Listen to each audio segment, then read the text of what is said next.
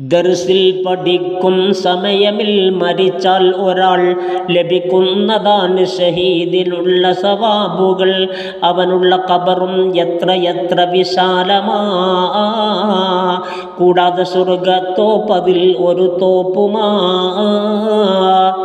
അവനുള്ള ഖബറിന് 4 ചുറ്റും 40 ഖുബൂറുകൾ കാണാം പ്രകാശിക്കുന്നത് എന്നുള്ളതും നബി മുസ്തഫ പറയുന്നതാ. ഇത് റാസി 2 നോക്കിയാൽ കാണുന്നതാ.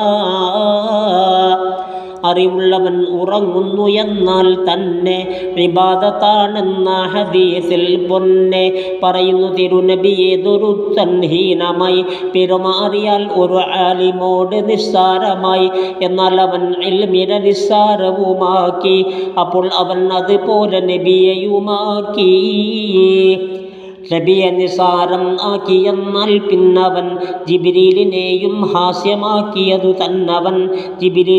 ജിബ്രീലിനെ അവൻ ഹാസ്യമാക്കൽ കൊണ്ട് റബ്ബിനെ നിസാരം ആക്കലും അതിലുണ്ട്.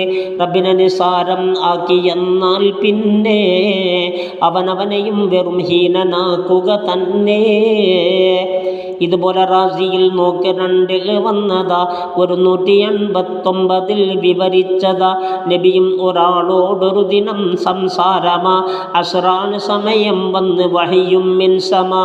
നബിയെ, ഇയാൾക്കിനി സമയവും ഒരു സാഅത്ത, ആ സാഅത്തും കഴിഞ്ഞാൽ അയാളുടൻ മയ്യിത്താ. വിവരം ക്ഷണം നബിയും അയാളോടോതലായി.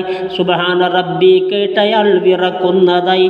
എനിക്കേറ്റവും യോജിച്ചതേതാണോ അമൽ, ഉണർത്തേണമേ എന്നോട് നബിയെ വേഗമിൽ. തിരുമുസ്തഫ പറയുന്നയാളോടന്ന് ഇൽമാണ് വേണ്ടത്, അത് പഠിക്കുക ചെന്ന്.